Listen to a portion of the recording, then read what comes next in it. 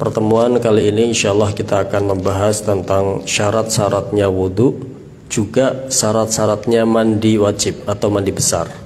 Entah mandi wajib dari junub, jinabat, entah mandi dari haid atau nifas. Niku ya.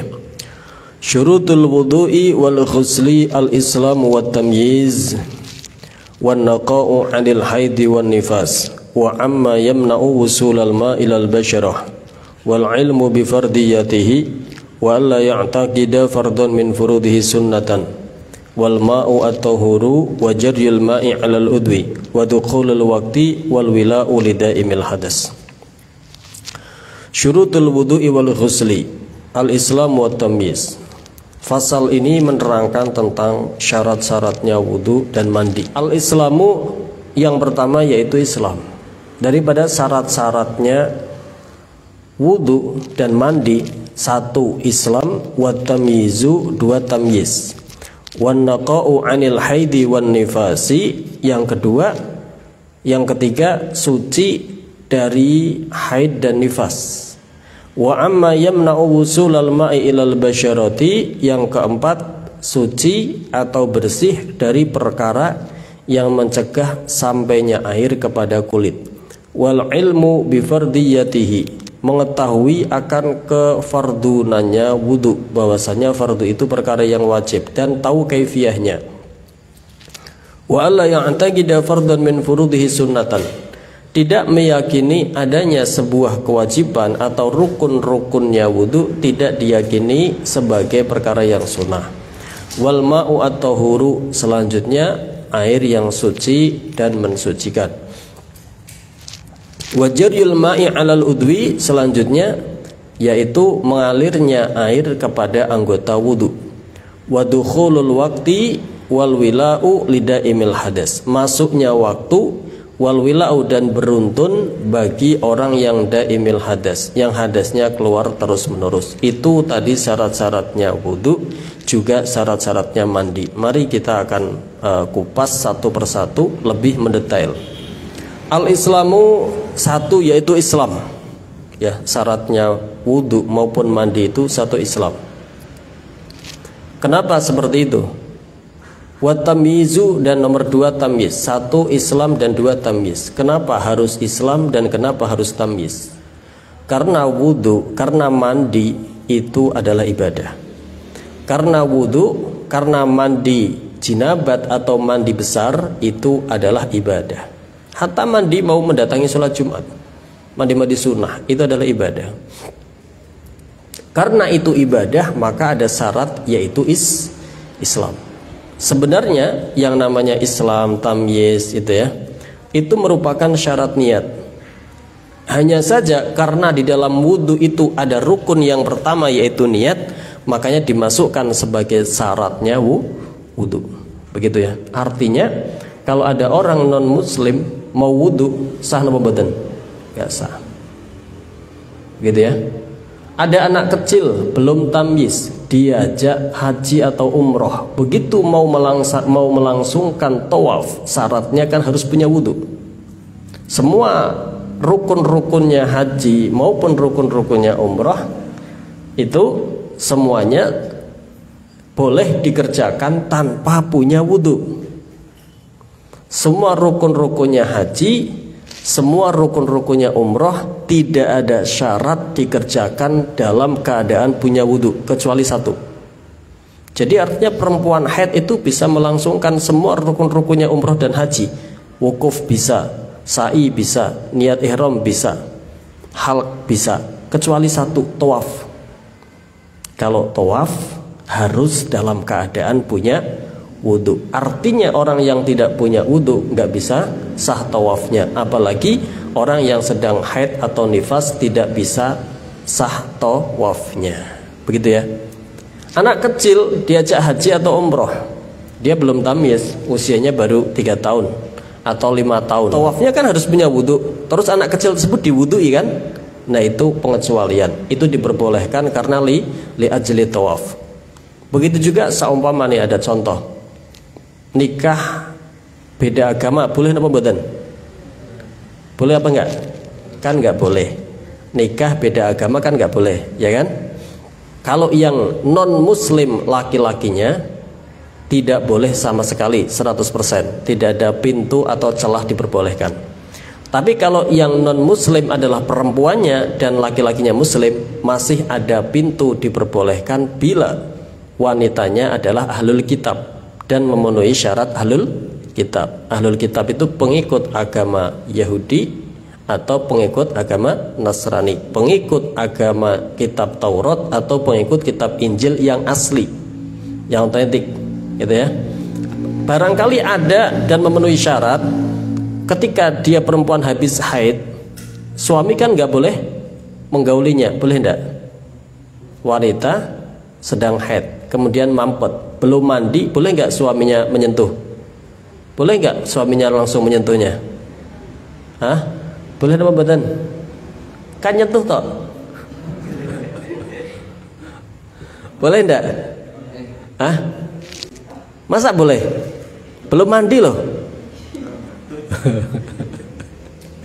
Gitu ya. Jadi nggak boleh si perempuan apa namanya? Haid kemudian mampet, sebelum dia mandi laki-laki suaminya belum boleh menyentuhnya, sentuhan khusus belum boleh, ya. Nah, ini kalau si perempuannya adalah ahlul kitab, berarti kan bukan orang Islam. Syaratnya mandi harus Islam. Berarti gimana itu? Nggak mandi-mandi dong, nggak boleh nyentuh terus dong. Gimana wis itu caranya? Itu pengecualian. Walaupun dia tidak muslimah, contoh seorang laki-laki yang menikah dengan perempuan yang non muslim dan kemudian dia adalah ahlul kitab dan memenuhi syarat ahlul kitab, maka setiap kali dia haid, maka si suaminya itu memerintahkan dia untuk mandi, itu pengecualian. Dia dianggap sah mandinya walaupun tidak memenuhi syarat mandi atau wudhu, yaitu Islam. Itu pengecualian. Karena kalau dia tidak mandi, ya suaminya nggak boleh nyentuh terus. Lah terus apa faedahnya? Udah ada nikah, ya kan? Tahilla min haidha faqat hatta law aslamat wajaba i'adatuhu. Mandinya dianggap sah karena itu pengecualian, itu ya. Wa marrasihatu ghuslil kafirah litahilla min haidha faqat. Dan sudah lewat keterangan tentang sahnya mandinya perempuan kitabiah kafirah dari haidnya, padahal dia bukan muslimah. Tentu sebenarnya tidak memenuhi syarat mandi, karena syaratnya mandi satu harus Islam, ya kan? Dua harus tamyiz, tapi dalam hal itu dikecualikan. Maka dia sah mandinya hanya untuk supaya suaminya halal menyentuhnya tok. Karena dalam keadaan itu merupakan pengecualian, andaikan ya, nanti setelah seiring berjalannya waktu dia masuk Islam, maka mandinya harus diulangi. Mandi yang awal itu bukan mandi untuk menghilangkan hadasnya dia haid secara 100%, enggak, hanya supaya diperbolehkan suaminya menyentuhnya, supaya halal bagi suaminya selepas dia dari haid. Paham ini satu permasalahan ya. Ini yang pertama. Jadi syaratnya mandi maupun syaratnya wudhu, satu dia harus Islam, dua harus tamyiz. Tak ambil pengecualian dua. Satu, anak kecil yang mau tawaf, maka wudhunya bagaimana biar sah, maka itu dianggap sah karena itu pengecualian juga. Yang kedua, kebetulan seumpama ada laki-laki menikah dengan wanita non muslim yang wanita tersebut ahlul kitab dan memenuhi syarat ahlul kitab, maka setiap kali dia habis haid, laki-lakinya belum boleh menyentuh dan dia harus mandi dulu, walaupun secara normalnya dia syarat mandinya tidak terpenuhi, tetapi itu darurat pengecualian, maka mandinya sah, tapi sahnya hanya khusus supaya laki-lakinya boleh menyentuhnya. Artinya nanti bila dia sudah masuk Islam, maka mandi haidnya harus diulangi supaya dia boleh mengerjakan sholatnya dan lain-lainnya. Selesai satu permasalahan, bisa dipahami nggih? Ya, selanjutnya al-Islam wat tamyiz. Yang kedua, wan naqa'u 'anil haidi wan nifas. Yang ketiga berani masuknya nggih.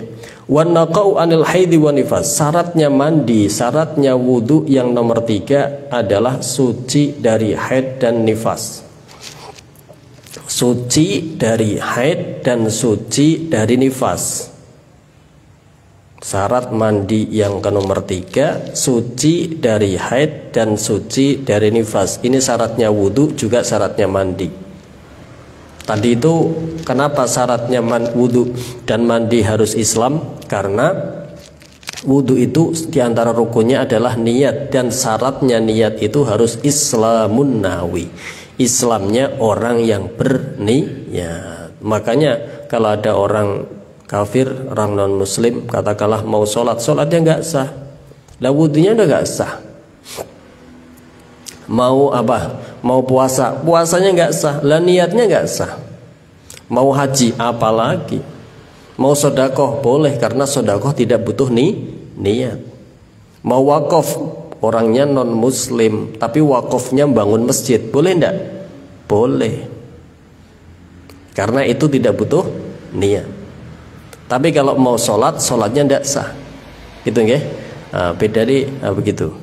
Selanjutnya yang nomor 3, suci dari haid dan nifas. Syaratnya wudu dan mandi yang nomor 3 adalah suci dari haid dan suci dari nifas.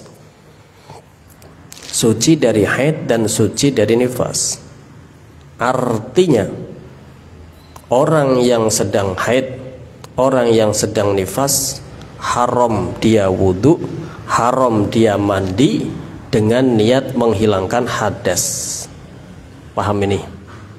Orang yang sedang haid atau orang yang sedang nifas diharamkan bagi dia wudu, diharamkan bagi dia mandi besar sebelum haid nifasnya mampet. Paham nggih? Tadi ada beberapa keterangan penting ini. 1, kalau ditanya, Pak Ustadz bagaimana orang haid boleh wudu enggak? Jawabannya enggak boleh, haram. Orang haid boleh mandi enggak? Mandi apa nih? Mandi bersih-bersih tok? Ya enggak apa-apa. Mandi cuma walaupun pakai sampo, keramas dan lain-lain, Pak Ustadz, enggak apa-apa. Lah masa kamu haidnya 15 hari enggak mau mandi? Ya kan ya? Malah hampir kalah serem sama sampan. Pocong ini saingan. Waduh, ada saingan saya nanti ini. Ya kan? Jadi kalau mandinya bukan mandi ibadah, monggo kerso. Mau sehari 2 kali, mau sehari 1 kali, mau tiap, tidak ada masalah. Mau keramas atau nggak mau keramas, mau kungkum sisan lo monggo, ya. Mau kungkum lo jam-jaman ya silahkan. Mau mandi di bak, mandi air susu lo nggak apa-apa. Kalau bukan niat ibadah, ya know. Jadi kalau ditanya orang haid boleh mandi nggak? Mandi apa? Mandi menghilangkan hadas besar nggak boleh. Boleh mandi karena membersihkan diri, keramas, ya boleh, nggak ada masalah. Tapi kalau ada kuku rambutnya yang lepas, sunahnya dikumpulkan, nanti pas mandi sucinya diikut mandikan. Kalau ditanya orang junub boleh wudhu nggak? Malah disunahkan. Orang jinabat itu disunahkan wudhu. Orang haid, perempuan haid haram wudhu selama belum mampet. Paham ya? Ya, ini keterangan jarang dibahas, tapi sebenarnya ini diterangkan di berbagai macam kitab. Orang junub disunahkan wudhu. Mau makan, mau minum, mau nambah, itu disunahkan wudhu dulu. Nambah apa? Nambah makan. Lalu nambah apa? Ya, jadi junub itu hanya mencakup 2 perkara. Junub itu hanya mencakup 2 perkara. Apa? 1, junub itu hanya mencakup 2 perkara. 1, hubungan suami istri. Masuknya dzakar ke dalam farji. Mohon maaf, ini sudah dewasa semua ya.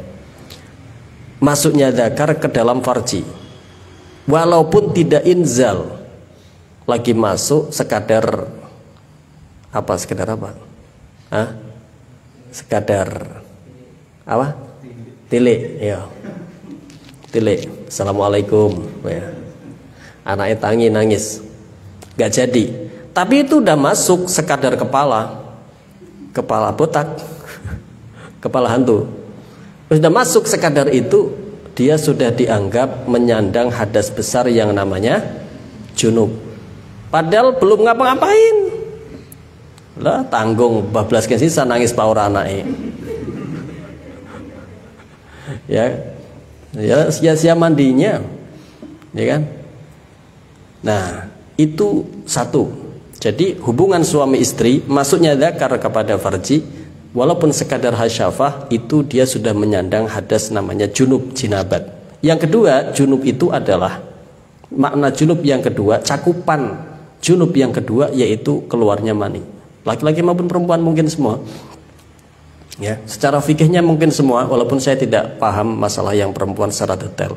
Tapi secara fikihnya dikatakan dalam kitab mau laki-laki mau perempuan mungkin semua keluar mani. Baik keluar mani tersebut melalui ihtilam atau dengan tidak ihtilam, itu siapa keluar mani maka itu dianggap menyandang hadas besar atau yang dianggap menyandang hadas jinabat. Jadi junub itu hanya mencakup dua perkara. Satu, hubungan suami istri masuknya dzakar kepada farji walaupun belum inzal, walaupun isi tilik tok, kata Mas Irfan tadi, tilik tok.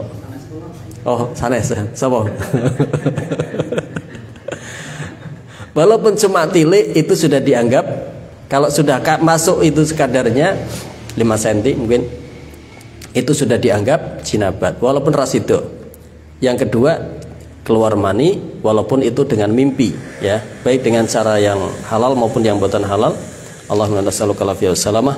Itu semuanya adalah merupakan dua perkara itu dinamakan jinabat. Jadi jinabat itu mencakup dua perkara itu. Bagaimana hukumnya orang yang jinabat dalam masalah wudhunya? Disunahkan dia wudhu sebelum dia mau makan, disunahkan wudhu. Kalau mau belum sempat mandi, mau minum disunahkan dia wudhu. Kalau belum sempat mandi, mau nambah juga dia disunahkan wudhu. Kalau malas mandi karena dingin, ya, nambah makan malam. Begitu ya.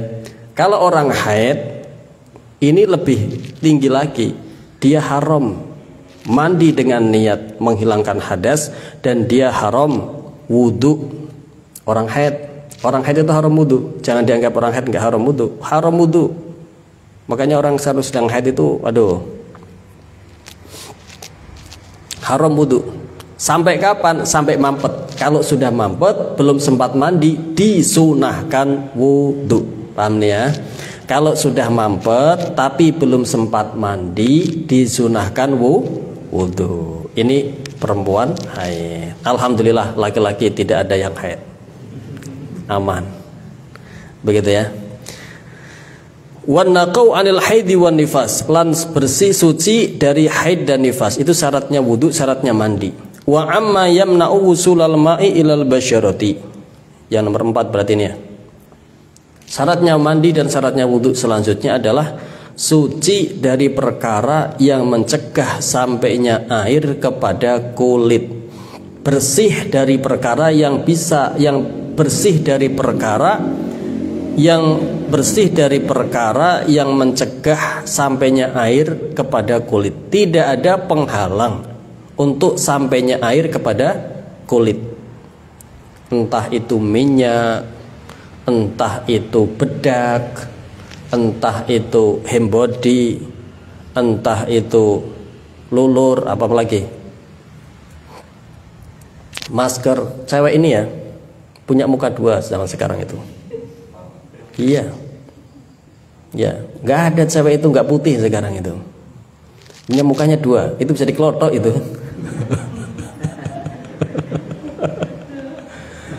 Berarti itu menghalangi air atau mboten? Menghalangi kalau pakainya tebel-tebel, Mbak, nih ya. Kalau makainya make up ini tebel banget kayak mau nganten ya, 5 cm. Sekiranya ketibanan jagung kena gerimis tukul sangko kandele, itu menghalangi air, sampainya air kepada kulit. Walaupun perkara tersebut suci dari perkara yang bisa badan syarat yang nomor 4, tidak adanya perkara yang menghalangi sampainya air kepada kulit, termasuknya seperti minyak, seperti bedak, seperti alat-alat kecantikan lainnya yang memang tebal ya, yang bisa menghalangi sampainya air kepada kulit. Termasuk juga ini di bawah kuku kalau ada kotorannya, yang suka kukunya panjang. Dia. Jadi memelihara kuku panjang itu ya menurut kita ada faedahnya kan. Kalau kelingking yang digunakan, kalau jempol yang digunakan itu kan bisa untuk membuka perkara-perkara yang membutuhkan kuku, ya kan, seperti solasi, seperti apa atau apalah, itu kan penting juga. Apalagi kelingking kan bisa untuk tek enak, ya kan. Tapi itu kan menurut versi kita, ajaran syariat itu disunahkan untuk dipotong, ya kan. Terutama ya nggak haram sih memelihara, nggak haram. Cuma Rasulullah diantara khisalul fitrah itu memotong kuku. Nah, kalaupun kalian ada 1-2 yang dipanjangkan, hendaklah selalu bersih. Terutama ketika wudhu, usahakan perhatikan benar-benar bahwa air tersebut sampai kepada kulit tanpa ada yang kotoran yang menghalangi. Itu paling poin-poin pentingnya ketika memelihara kuku. Itu ya. Pertanyaan, cewek itu kan suka pakai henna, tahu nggak henna itu? Apa henna itu? Apa? Apa henna? Hah? Seni? Pacar, ya. Ada yang memakai henna di sini? Pacar. Itu dianjurkan kalau kalian sudah punya suami. Kalau suami kamu request seperti itu, ya kan? Karena itu termasuk bikin betah suami, itu perkara ibadah gitu ya. Itu dianjurkan sekali kalau sudah. Nah, terus itu menghalangi sahnya wudhu? Enggak. Henna itu kalau sekiranya dikerok itu akan keluar zat atau ainnya atau apa namanya bentuknya. Kalau dikerok pakai kuku itu kok keluar seperti ada tip X-nya itu berarti menghalangi air. Tapi kalau tinggal warnanya tok itu ndak apa-apa, paham ya? Kalau tinggal warnanya tok itu ndak apa-apa, walaupun di kuku warnanya, Ustadz ini kalau dikerok sih udah nggak keluar apa-apa. Tapi kalau nggak dikerok nggak hilang-hilang kecuali dipotong kukunya, itu athar, nggak apa-apa. Enak kan? Ya, jadi ini itu masalah henna, ya. Jadi di dalam masalah henna itu ada perbedaan antara athar, labet bekasnya tok, warnanya tok, dengan memang ketika masih ada kahanane, ada ainnya, ada original zat athar atau henaknya masih ada. Sekiranya dikerok itu masih ada hasilnya, itu berarti masih ada. Kalau itu menghalangi kayak tip kayak tinta. Tapi kalau sudah tinggal warna tok, enggak apa-apa. Itu tidak dianggap menghalangi apa namanya, sampainya air kepada kulit. Kemudian masalah minyak yang dipakai di kulit, lulur atau minyak dan lain sebagainya. Kalau bentuknya itu jamit, padat, bukan benda cair, itu menghalangi air ke kulit. Kalau bentuknya jamit, padat itu sekalinya diambil tidak langsung mengembali lagi, itu namanya jamit.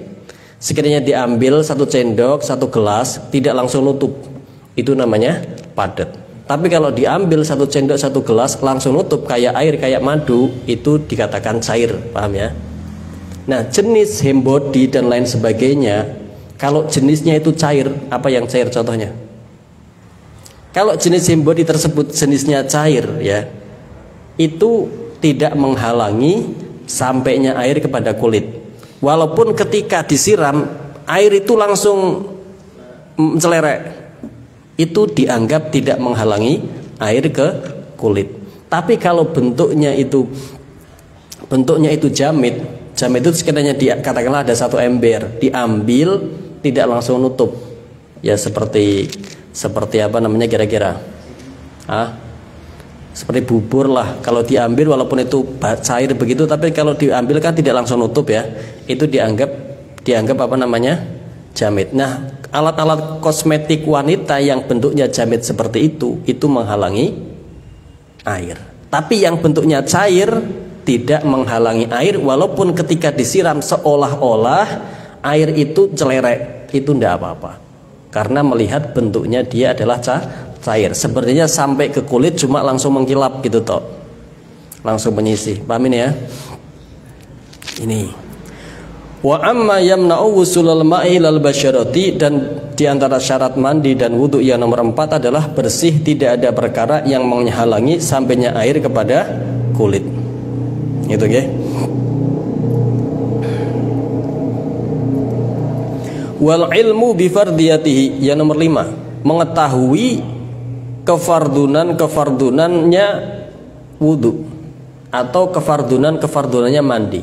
Wudu itu bagaimana sih? Wudu itu pertama niat, 2 membasuh wajah, 3 membasuh kedua tangan, 4 mengusap kepala, 5 membasuh kaki, 6-nya tertib. Saya tahu begitu prakteknya. Itu namanya tahu akan kefardunannya wudu. Mandi itu bagaimana sih? Mandi itu yang penting niat, kemudian meratakan air ke seluruh badan. Kalau ada najis ya dihilangkan dulu. Itu namanya mandi besar. Oh, berarti dia tahu akan kefardunan atau rukun-rukunnya mandi. Ini syarat juga. Artinya orang yang tidak tahu sama sekali itu wudu, disuruh wudu, tata caranya aja nggak tahu, ini orang baru masuk Islam. Ya nggak bakalan dia sah wudunya. Begitu ya. Wa alla ya'taqida fardhun min furudihi sunnatan.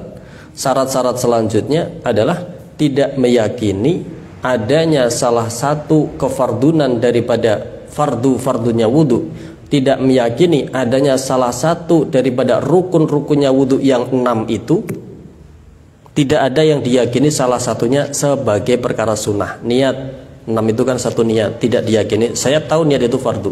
Membasuh wajah, saya tahu membasuh wajah itu fardu. Membasuh kedua tangan sampai siku, saya tahu itu rukun. Mengusap sebagian kepala, saya tahu itu rukun. Mengusap kaki, membasuh kaki sampai mata kaki, itu rukun. Tartib itu rukun. Membasuh telinga, kamu tahu nggak? Itu rukun apa enggak? Saya nggak tahu itu. Kayaknya sih rukun, nggak apa-apa. Karena ini sunnah. Meyakini perkara sunnah sebagai wajib nggak apa-apa, tapi meyakini perkara wajib sebagai sunnah itu apa-apa. Paham ya? Meyakini perkara sunnah sebagai wajib bolehlah. Meyakini perkara wajib sebagai sunnah itu membatalkan, itu tidak dianggap mengesahkan, tidak memenuhi syarat. Paham nggih? Itu selanjutnya. Wajarul ma'i 'alal udwi wal ma'u at-tahuru. Air yang suci lagi mensucikan. Air yang suci lagi mensucikan. Air suci banyak, tapi ada syaratnya lagi, mensucikan. Air kelapa suci mboten? Suci tapi tidak mensucikan. Air teh suci napa mboten? Suci tapi tidak mensucikan. Ya kan? Air kopi apalagi?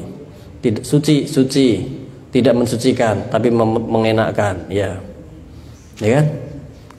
Lalu airnya harus suci dan mensucikan, walaupun airnya keruh, seperti sungai lagi banjir, keruh, tapi itu suci dan mensucikan. Begitu ya. Itu syarat yang selanjutnya, air suci lagi mensucikan. Wajadil ma'i 'alal udwi. Syarat selanjutnya adalah mengalirnya air kepada anggota badan. Sampainya mengalirnya air kepada anggota badan. Tidak cukup ambil tisu dilap-lap tok, sak wajah sampai roto wis cukup sirah.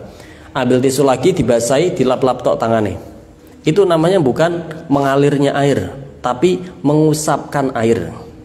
Syaratnya harus mengalirnya air. Tapi mengalirnya air ini sederhana maknanya. Ambil air, ini misalnya ya, ambil air, kemudian diusapkan, dibasuhkan ke wajah. Walaupun sepertinya sudah tinggal sedikit tok, tapi selama tangan ini belum diangkat, diratakan ke seluruh bagian wajah, itu sah, tidak mustakmal. Maka tidak mustahil orang wudhu cuma pakai air 1 gelas aqua, itu bisa. Paham ya? Ambil air, kemudian dibasuhkan ke wajah. Ini tangan jangan diangkat dulu, ratakan semuanya. Karena kalau sudah diangkat dan itu pembasuhan pertama, maka ketika ditempelkan lagi mustakmal. Kalau pembasuhan kedua memang tidak mustakmal. Pembasuhan pertama itu mustakmal. Gabiurkan sampai rata, gitu ya. Itu begitu aja tangan sampai rata. Walaupun kelihatannya tinggal basah-basahnya tok, itu dialirkan pakai, itu tidak dianggap mengusap, tapi itu dianggap mengalirkan air juga, jariul ma juga. Paham ya? Jadi tidak sesulit itu, tidak gambarannya harus airnya kerannya dibuka full, kemudian kalau ambil air harus penuh sampai kutah-kutah, terus nempelnya wajah pakai apa namanya, semangat banget, biar ini ya di sebelah kamu minggir semua, ya kan? Yang satu itu kena makruh karena israf, yang kedua ya teman kamu yang di sebelahnya pada nusu-nusu. Ini bocah sembrono ini, sengaja ini, ya gitu ya. Itu mengalir sampainya air kepada anggota badan. Kalau wudhu berarti anggota wudhu, kalau mandi berarti anggota mandi. Wa dukhulul waqti, masuknya waktu. Wal wila'u, dan beruntun. Dua syarat ini tapi khusus lidaimil hadasi, hanya bagi orang yang hadasnya itu langgeng, orang yang hadasnya terus menerus nggak bisa mampet. Entah dia sedang dalam keadaan istihadah, entah laki-laki yang dalam keadaan beser netes terus tes kok keran mono kerannya wis rodok gak beres. Ya, seneng minum anget, minum panas langsung minum dingin, minum panas minum dingin, ya wis ora brodol keranmu gini. Gelas bae pecah. Ya kan ya? Itu. Apa jenenge anyang-anyangan? Yes, pokoknya beser. Dua syarat ini, dukhulul waktu, masuknya waktu, dan alwila'u, beruntun itu tahu ya beruntun ya. Beruntun itu basuh wajah, basuh tangan sebelum keringnya wajah, basuh ngusap kepala sebelum keringnya tangan, basuh kaki sebelum keringnya kepala, itu namanya wila, beruntun. Kalau berurut-urut itu namanya nomor 1 harus niat, nomor 2 harus wajah, nomor 3 harus kepala, nomor 3 harus tangan, nomor 4 harus kepala, nomor 5 harus kaki, nomor 6 harus tartib. Itu namanya berurutan, tertib. Tapi kalau ini beruntun, dua syarat ini masuk waktu sholat dan beruntun ini juga menjadi syarat bagi orang yang daimil hadas, yang hal hadasnya langgeng. Di antaranya orang yang istihadah, di antaranya orang yang beser, mau beser pipis, mau beser angin, mau beser apa aja, itu kena syarat harus setelah masuk waktu dan harus beruntun. Begitu ya. Masih ada syarat lagi yang tidak disebutkan di dalam kitab matan. Apa? Di antaranya menghilangkan najis ainiyah. Sebelum wudhu, sebelum mandi, hilangkanlah najis yang ainiyah. Ya, kopet, tahu kopet? Belum istinja, belum cebok, hilangkan dulu najis ainiyah. Kalau hukmiyah nggak apa-apa. Kalau hukmiyah langsung wudhu langsung mandi nggak apa-apa. Tapi kalau ainiyah harus dihilangkan terlebih dahulu, gitu nggih. Nah, begitu juga di dalam anggota badan ini tidak ada perkara yang tadi, tidak ada perkara yang menghalangi sampainya air kepada kulit. Ini ada lagi, tidak ada perkara yang merubah air, yang merubah keadaan air sebelum sampai kepada kulit. Contoh perkara yang bisa merubah keadaan air itu sabun, sampo, lulur, dan lain sebagainya. Jadi kalau mandi besar, ketika mengguyurkan air dengan air bersih, saat itulah kalian niat. Jangan setelah sabun bersih, setelah sabun dan sampo rata, menyiramkannya air ketika itu, kemudian kalian niatnya baru niat. Berarti air yang niat kalian itu bersamaan dengan membasuh badan yang badannya tersebut yang airnya sudah tercampur dengan sabun. Kalau seperti itu maka harus benar-benar bersih baru dibilas dengan air yang bersih, tidak ada sabunnya. Karena syarat selanjutnya adalah tidak adanya perkara yang merubah air, termasuk seperti sampo, termasuk seperti sabun. Jadi mandi haid boleh nggak pakai sampo? Katanya nggak sah. Ya nggak ada masalah. Yang nggak sah itu kalau sampai air yang suci mensucikannya tercampur dengan sabunnya, udah begitu aja, nggak dibilas lagi dengan air bersih. Ya kadang kita mandinya di pakai baknya tercampur dengan sampo atau sabun sehingga berubah warna, ya kan? Itu harus dibilas lagi karena itu suci tetapi tidak mensucikan. Begitu aja ya. Saya kira cukup pengajian pada malam hari ini. Tadi tanggung mau tak selesaikan jam 9, ini lebih 10 menit, mohon maafnya. Mudah-mudahan bermanfaat. Dari Al-Fakir, walafu minkum, kurang lebihnya. Wassalamualaikum warahmatullahi wabarakatuh.